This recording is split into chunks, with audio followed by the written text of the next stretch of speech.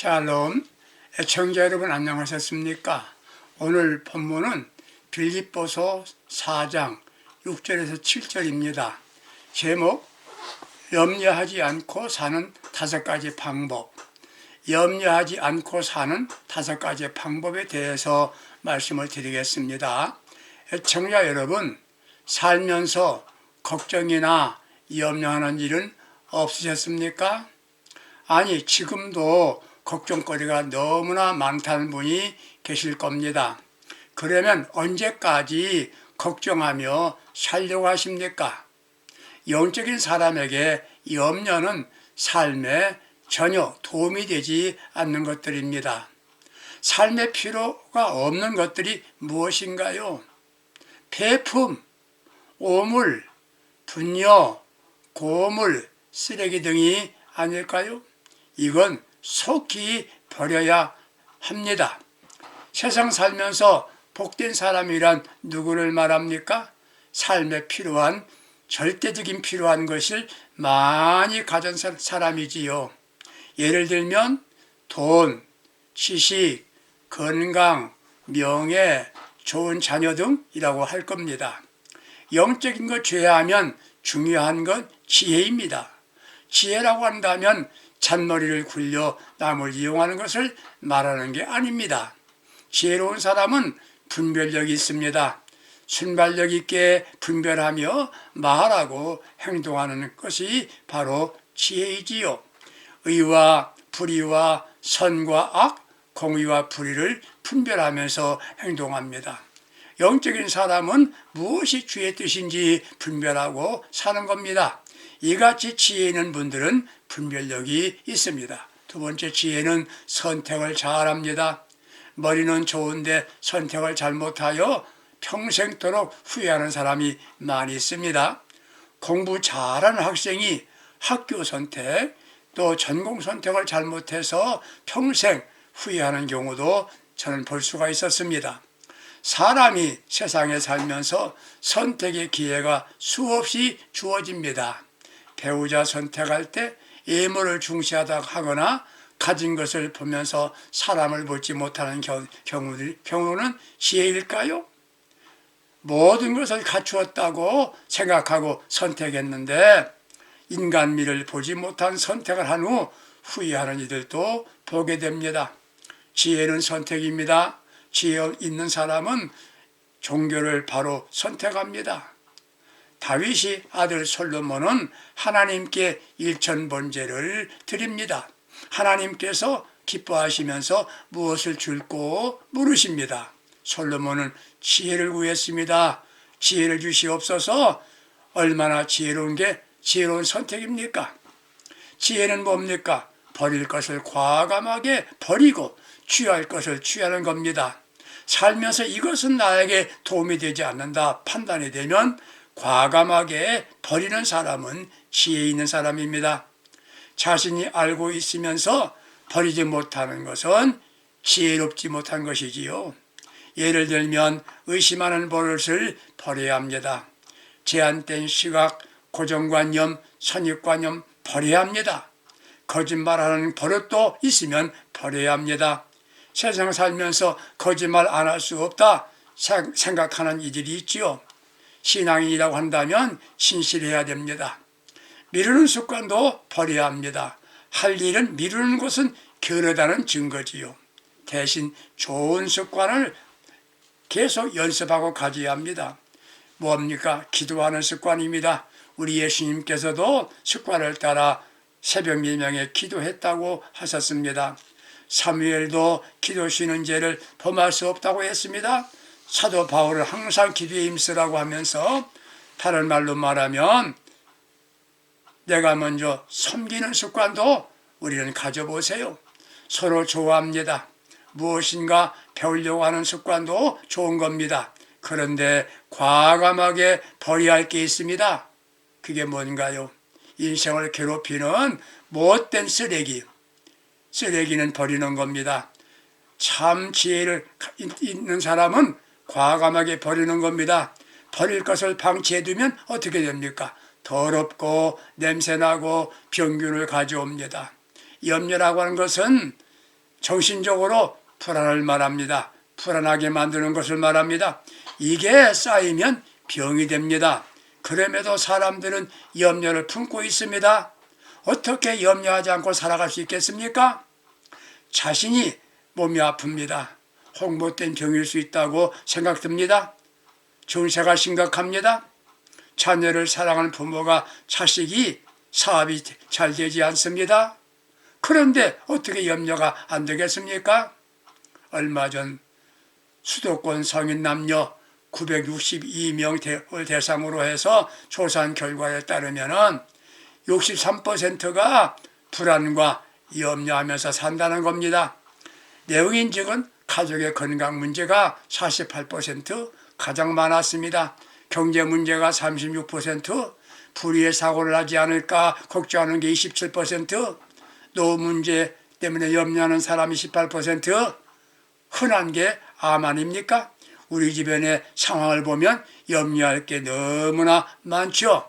그럼에도 우리 주님은 염려하지 말라고 하십니다. 왜요? 먼저 염려하는 것은 삶에 아무런 도움이 되지 않습니다. 주님은 이렇게 말씀합니다. 염려함으로 너의 길을 한치라도 더할 수 있느냐? 마태복음 6장 27절에 말씀하셨습니다.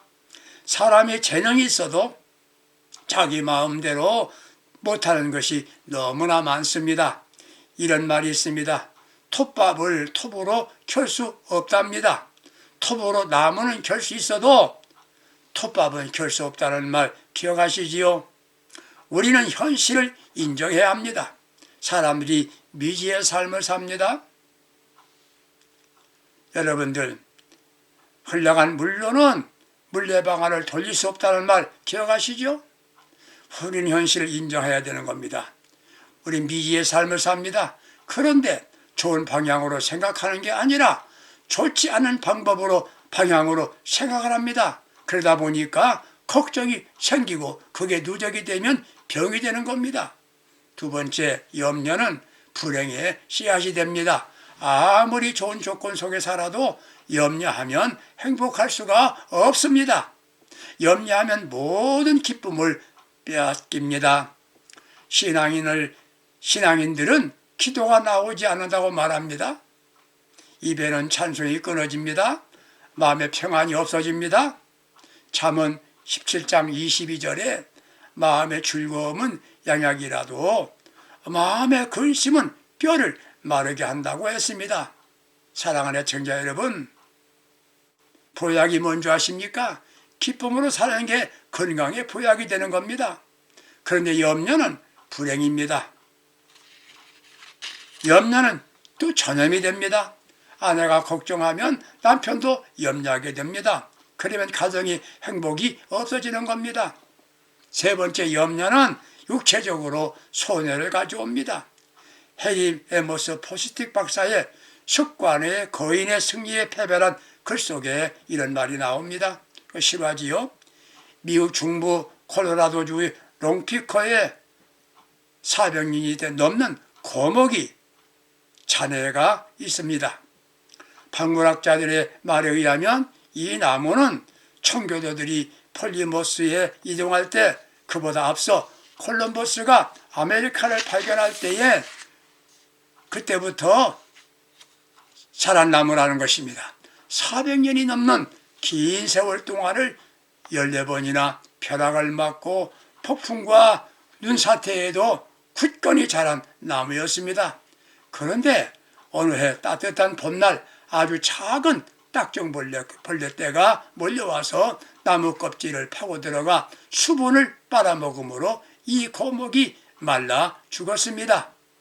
어린아이가 손톱으로 죽일 수 있는 작은 벌레가 고목을 죽게 한 겁니다. 우리 마음에 염려가 들어오면 사람은 무능하게 되고 무력화된다는 것을 알아야 합니다. 염려가 우리 마음에 오게 되면 우리에게 병을 가져올 수 있는 것입니다.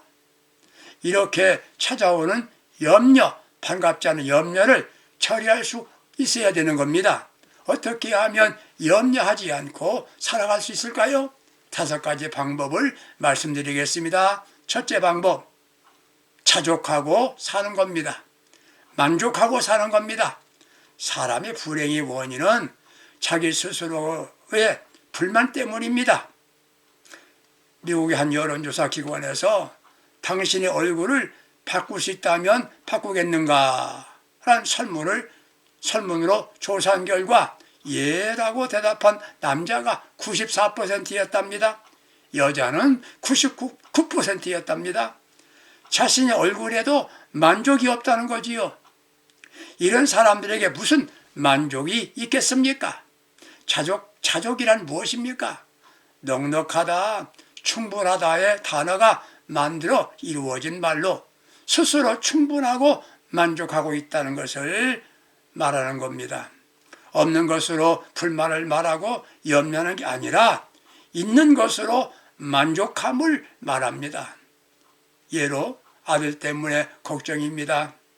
하라는 공부를 안 합니다. 그때 성적 때문에 염려하기보다 나에게 귀한 아들이 있구나. 참으로 만족하고 감사하다. 아들이 없는 일이 주변에 있지 않습니까? 경제적으로 문제가 있어서 염려합니다. 그때 나 자신이 함께 건강하게 살고 있다는 것, 나는 건강하게 살고 있다는 것, 그로 만족하는 겁니다. 그때 있는 바를 족한 줄 알라고 하시는 주의 말씀을 기억해 보세요. 바울은 예수를 만난 후 연속적으로 시련이 왔습니다. 핍박을 받고 옥에도 갇힙니다. 그가 말한 대로 눈에 가시도 있습니다. 자신의 의지와 관계없이 목마름, 헐벗음, 육체의 고난, 정신적인 압박, 핍박을 당하여 가장 비천에 처하게 되어 있었습니다. 그러면서 그는 귀한 것을 배웠습니다. 바로 자족입니다. 만족입니다. 이만하면 만족하다. 만족을 찾게 된 것이에요. 어떻게 자족을 배울 수 있겠습니까? 배웠단 말은 무슨 말입니까? 전수했다는 말입니다. 누구에게서요? 누구에게 전수받았나요? 바로 우리 주님께로부터 전수받은 것입니다. 자족하고 사니까 염려할 틈이 없습니다.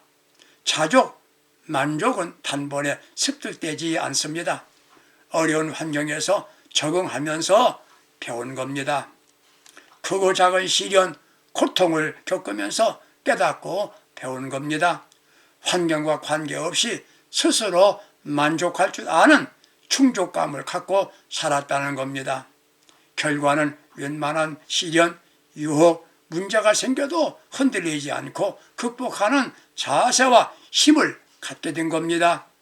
자족을 배우고 그대로 살면 빈곤의식에서 풍부의식으로 살게 되는 겁니다. 돈이 많아도 자기의식으로 빈곤의식으로 살게 되면 그는 풍족한 마음을 가질 수가 없게 되는 겁니다. 돈이 많아도 거지의식으로 살면 그는 불행한 것이지요. 우리는 자족을 배워 가진 것이 없어도 부자같이 사는 법을 터득을 해야 합니다.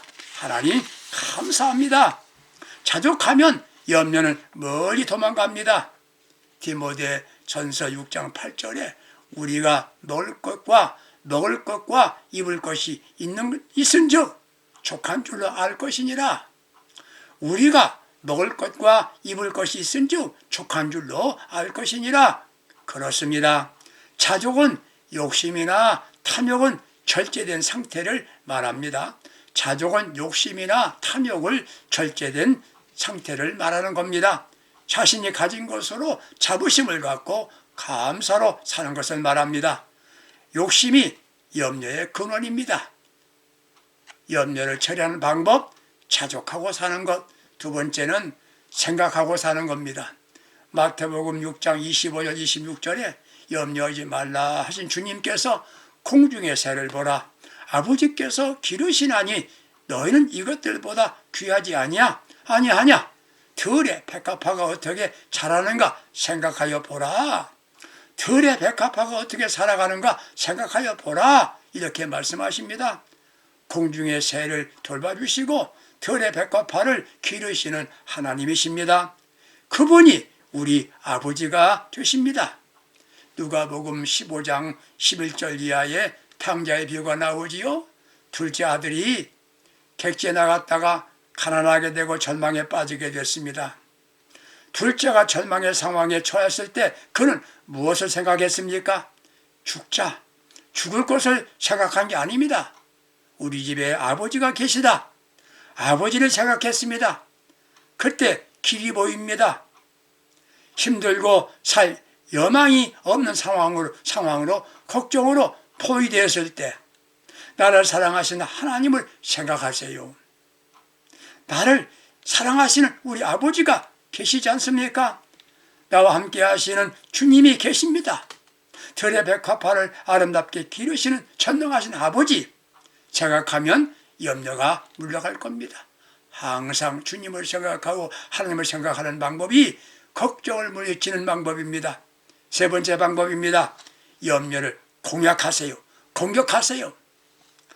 연약한 사람은 문제와 염려거리가 생기면 도피하려고 합니다. 숨어보려고 합니다. 이런 방법이 아닙니다. 원래 염려라는 말은 메림나라는 원문에서 나온 말입니다. 이는 나눈다, 분열시킨다, 서로 다른 방향으로 끌고 간다, 찢어버린다, 이런 뜻이 있습니다. 염려는 자신이 우유부단할 때 생기는 경우가 많습니다. 헨리 와드 피처 목사는 사람을 죽게 하는 것은 일이 아니라 근심이다. 노동은 건강을 가져온다. 근심은 칼날에 녹이 새는 것과 같다. 이렇게 말했습니다. 염려는 사람을 망친다는 말이지요. 염려만 하고 있으면서 괴로워하고 슬퍼하면 염려 앞에 항복하는 겁니다. 아무리 해결할 수 없을 만한 염려가 있다 해도 삶의 계획을 분명하게 하고 결단력을 가지고 도전해야 합니다. 텍사스로 가는 비행기가 갑자기 사고가 났습니다. 모든 승객들이 당황하고 어쩔 줄을 모르고 두려움으로 쏘라닙니다. 그때 노인 한 분은 태연하게 그리고 조용히 묵상하고 있습니다. 옆에 있는 분이 그 노인을 보고 이렇게 물었습니다. 걱정이 안 되세요? 걱정이 안 되세요? 노인은 이렇게 대답을 합니다. 나는 걱정할 게 하나도 없어. 내가 무사히 텍사스에 도착하게 되면 나는 둘째 딸을 만날 것이고 비행기가 사고가 나서 나 죽으면 이미 세상을 떠난 큰딸을 만나게 되니까 감사한 일이지. 그렇습니다. 내가 죽을 병에 걸렸습니다. 염려해본들 안 되지요. 그때 염려 대신에 죽으면 천국에 가고 살면 하나님의 영광 위에서 살면 되지. 이게 방법입니다. 그렇습니다. 오히려 당한 일이라고 생각하는 것이에요. 이게 염려 공략법입니다. 염려를 공격하세요. 세 번째 방법입니다. 기도입니다.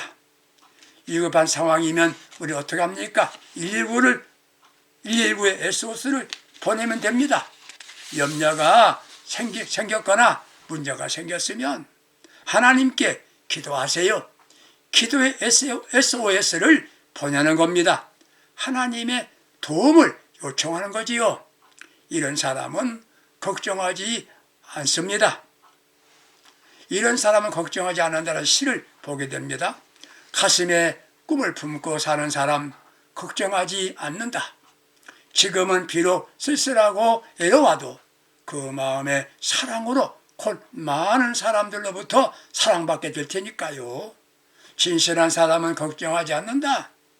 지금은 비록 손해보고 답답한 것 같아도 그 마음의 진실로 곧 모든 사람들이 그를 신뢰할 테니까. 나는 이렇게 말씀드리고 싶습니다. 기도하는 사람은 걱정하지 않는다. 왜? 하나님께서 능력으로 해결해 주실 것이니까요.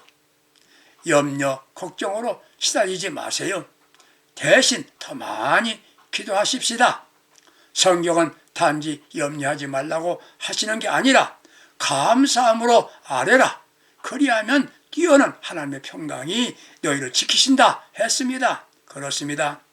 기도하시면 염려 대신에 평강이 임하게 된다는 것이에요. 세속적인 생각, 절망적인 생각을 추방시키세요. 그런 생각이 들어오면 즉시 기도하세요. 집중적으로 계속해서 기도하세요. 혹 하나님께 잘못한 것이 있으면 회개하면서 기도하세요. 포기하지 말고 염려거리가 해결될 때까지 기도해 보십시다. 기도할 때 성령께서 역사해 주십니다. 길을 열어 주십니다. 이게 염려를 처리하는 방법입니다. 다섯째 방법입니다. 믿음으로 주께 맡기세요. 믿음으로 주님께 맡기세요. 베드로전서 5장 7절 말씀에 너희 염려를 다 주께 맡겨버려라. 다 주께 맡겨버려라. 여러분, 버리면 안 보이지 않습니까? 품고 있기 때문에, 갖고 있기 때문에 염려가 보이는 것입니다. 염려하고 있다고 한다면 그 자체가 불신앙입니다. 하나님이 내 아버지심을 믿지 못할 때 생기는 문제지요.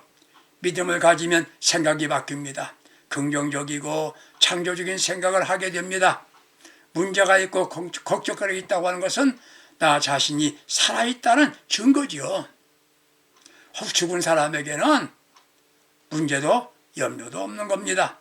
믿음이란 무엇입니까? 바로 맡기는 겁니다. 시편 37편 5절에 너희 길을 여호와께 맡겨라. 주를 의지하면 저가 이루시리라 말씀하셨습니다. 여러분, 믿음의 눈이 열리면 하나님의 세계가 보입니다. 길이 보입니다. 말씀이 믿어집니다. 나를 도와주십니다. 순간마다 나를 인도하여 주십니다. 주님 말씀하십니다. 내가 너와 함께하리라. 사랑하는 청자 여러분, 행복하세요. 승리하세요. 이를 위해서 염려하지 마세요. 염려는 물러갔습니다. 전능하신 아버지가 지켜주십니다. 염려할 이유가 없습니다. 자족하며 삽시다. 만족하며 삽시다. 주님께서 돌보심을 생각하십시다. 염려를 공약하십시다. 문제가 생기기 전에 먼저 기도하는 겁니다. 아직도 염려거리가 있다고요? 주께 맡겨버리십시다. 그리고 가장 평안하게 행복한 삶을 사실 수 있기를 주님의 이름으로 축복합니다. 하나님 아버지, 우리가 불신앙으로 염려하고 산 일이 참 많았습니다. 오늘부터 이 말씀을 들은 이후부터 염려를 주께 맡기고 기도하면서 평안하게 승리롭게 살 수 있도록 은혜 허락하여 주옵소서. 예수님의 이름으로 기도합니다. 아멘. 감사합니다. 염려하지 않고 승리합시다.